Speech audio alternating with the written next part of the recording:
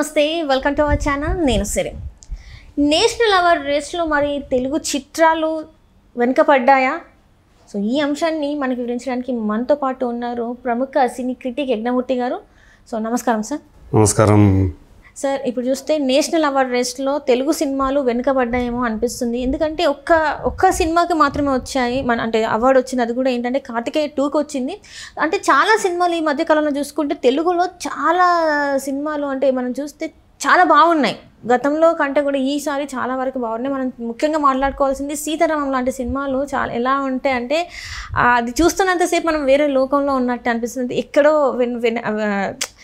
ఈ కాలంలో కాకుండా వేరే కాలంలో ఉన్నట్టు అలాంటి ఒక సినిమాని కూడా కాదని కార్తికేయ 2కి ఇచ్చారు అది కూడా ఏంటంటే చాలా ఏంటో ఏదో జరిగిందేమో అనిపిస్తుంది అంటే ఈ సినిమా కన్నా ఆ సినిమా బాగుందంటే వచ్చినందుకు ఒక ఆనందం అయితే ఈ సినిమాకి ఎందుకు రాలేదన్న ఒక బాధ కూడా ఉంది సో మరి ఏమంటారు అసలు మరి పోయిన సంవత్సరంతో పోల్చుకుంటే ఈ సంవత్సరం జాతీయ చలనచిత్ర అవార్డులో తెలుగు సినిమాకి చాలా తక్కువ ప్రాముఖ్యం లభించింది అనేది స్పష్టంగా కనిపిస్తుంది లాస్ట్ ఇయర్ మనకి 6 అవార్డ్స్ వచ్చినాయి అందులో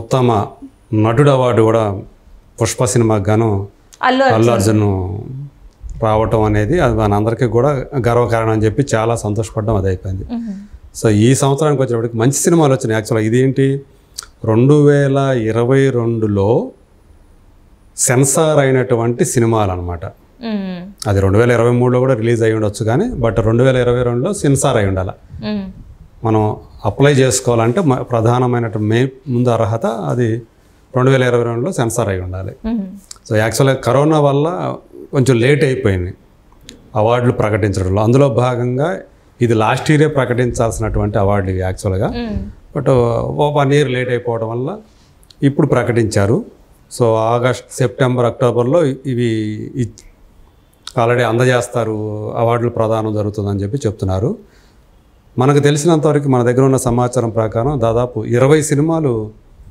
నేషనల్ అవార్డు కోసం పరిశీలన కోసం వెళ్ళాయి సో వాటిలో మనం ఇప్పుడు చెప్పుకున్నాం కదా సీతారామం అనేది చాలా చాలా చాలా మందిని ఇంప్రెస్ చేసినటువంటి సినిమా హను రాఘవపూడి దర్శకత్వ ప్రతిభని ఎలాంటిదో చాటి చెప్పినటువంటి సినిమా మాత్రమే కాక ఒక పీరియాడికల్ ఫిల్మ్ ఒక ఆర్మీ జవాన్కి అలాగే ఒక ముస్లిం రాచరిక కుటుంబానికి చెందినటువంటి ఒక యువరానికి మధ్య ప్రేమని అతను తెర మీద ఆవిష్కరించినటువంటి విధానం ఏదైతే ఉందో అది అందరినీ కూడా మంత్రముగ్ధుల్ని చేసిందని చెప్పాలి అంత బాగా ఆ లవ్ స్టోరీని జనం కూడా ఆదరించారు వైజయంతి మూవీస్ సంస్థ నిర్మించినటువంటి ఆ సినిమా అందులో దుల్కర్ సల్మాన్ ఒక మలయాళీ నటుడు అలాగే మృణాల్ ఠాకూర్ ఒక మరాఠీ నటి సో వీళ్ళిద్దరి కాంబినేషన్ తెరకెక్కినటువంటి ఒక చక్కని తెలుగు సినిమాగా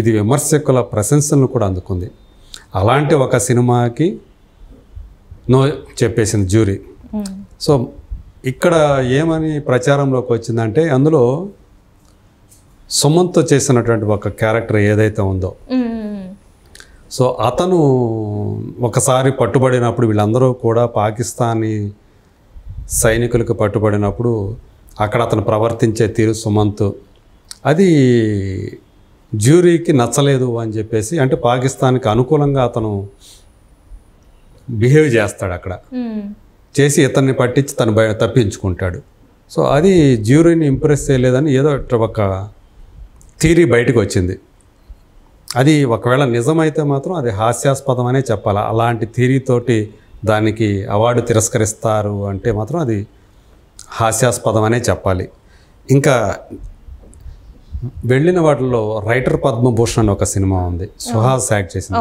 అదొక మంచి సినిమా అట్లాగే అంటే సుందరానికి అని చెప్పేసి నాని వివేక్ ఆత్రేయ కాంబినేషన్లో వచ్చినటువంటి సినిమా అది కూడా మంచి కాన్సెప్ట్ తోటి తెరకెక్కినటువంటి సినిమా ఇంకొకటి ఉంది విరాట పర్వం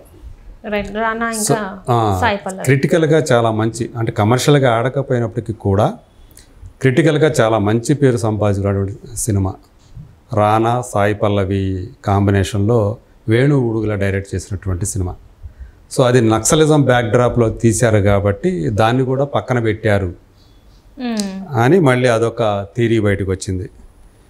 సో అట్లాగే యశోద అని చెప్పేసి సమంత హీరోయిన్గా చేసినటువంటి ఒక సినిమా, అలాగే ప్రభాస్ రాధేశ్యామ్ కూడా ఉంది, ఆ సినిమా ఉంది. సర్కార్ వారిపాట అయితే నేను చెప్పలేను, ఎందుకంటే అది ఫుల్లీ కమర్షియల్ ఫిల్మ్ కాబట్టి అది పక్కన పెట్టారని అనుకోవచ్చు. ఒకవేళ ఏదైనా ఉంటే టెక్నికల్గా ఇచ్చే అవకాశాలు ఉంటే ఉండవచ్చు కానీ, బట్ నేను అది అట్లాగే కార్తికేయ 2కి ఇవైతే వచ్చింది. డీజే టిల్లు కూడా ఉంది, సో దానికి ఏమి రాలేదు. ధమాకా ఉంది రవితేజ్ది, దానికి ఏమి రాలేదు. సరే అది పక్కన పెట్టి, అది కూడా ఫుల్ కమర్షియల్. బింబిసార్ అని ఒక సినిమా వచ్చింది, కళ్యాణ్ రామ్ హీరోగా వశిష్ఠ డైరెక్షన్లో వచ్చినటువంటి సినిమా.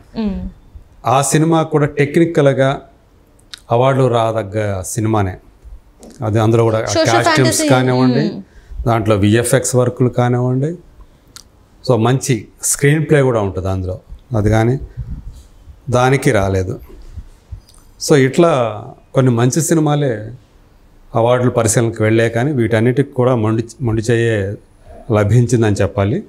సో ఏదేమైనా సరే, అంటే ఈసారి జ్యూరీలో తెలుగు వాళ్ళు ఎవరు లేకపోవటం వల్లే ఈ దురవస్థ కలిగింది అని చెప్పేసి కూడా చెప్తా ఉన్నారు. అంటే తెలుగు సినిమాకి అవార్డు రావాలంటే తెలుగు వాళ్ళు కంపల్సరీగా ఉండాలా అని ప్రశ్నించే వాళ్ళు కూడా కనిపిస్తూ ఉన్నారు.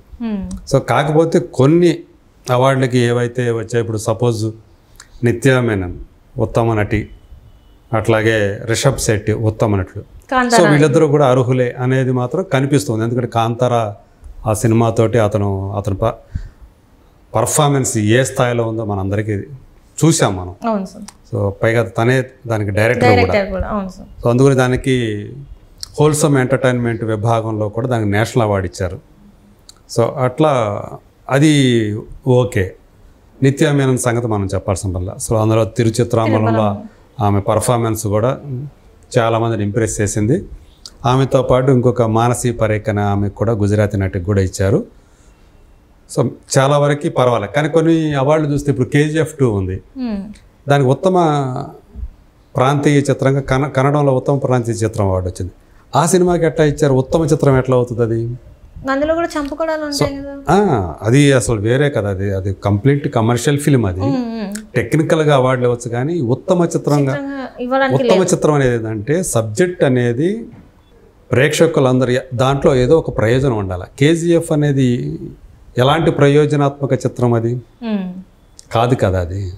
సో అది కొన్ని అట్లాంటి కొన్ని అంటే జ్యూరీ వాళ్ళు ఇక్కడ ఏం చూశారో అనేది కొంత కన్ఫ్యూజన్ కూడా ఉంది. సో అంటే పాపులారిటీని దృష్టిలో పెట్టుకొని దానికి ఉత్తమ చిత్రంగా అవార్డు ఇచ్చేసారా అని కొంతమంది విమర్శలు గుప్పిస్తున్నారు. సో ఏదైనా ప్రతిసారి అక్కడ ఎవరైతే జ్యూరీల్లో ఉంటారో జ్యూరీ మెంబర్స్గా వాళ్ళు ఒకవేళ సపోజ్ ఏ ప్రాంతం వాళ్ళు ఉంటే ఆ ప్రాంతంలో తమ ప్రాంతానికి న్యాయం చేయడానికి సాధ్యమైనంత వరకు ప్రయత్నాలు చేస్తూ ఉంటారు. అలా కొన్ని అలా వచ్చి ఉండే అని చెప్పేసి మనం అనుకోవాలి. ఏదేమైనప్పటికీ కూడా సీతారామం అనే సినిమాకి, విరాటపురం అనే సినిమాకి అవార్డులు రాకపోవడం మాత్రం చాలామందిని బాధను కలిగిస్తున్నటువంటి ఒక అంశంగా చెప్పుకోవాలి. ఒక కంటి తుడుపుగా మాత్రం అంటే ఉత్తమ ప్రాంతీయ చిత్రం అనేది మన 20 సినిమాలు వెళ్ళాయి, అందులో ఏదో ఒక సినిమాకి అవార్డు ఇవ్వాలి కాబట్టి కార్తికేయ 2కి ఇచ్చేసి చేతులు దులుపుకున్నారు. అది. Thank you so much. Thank you.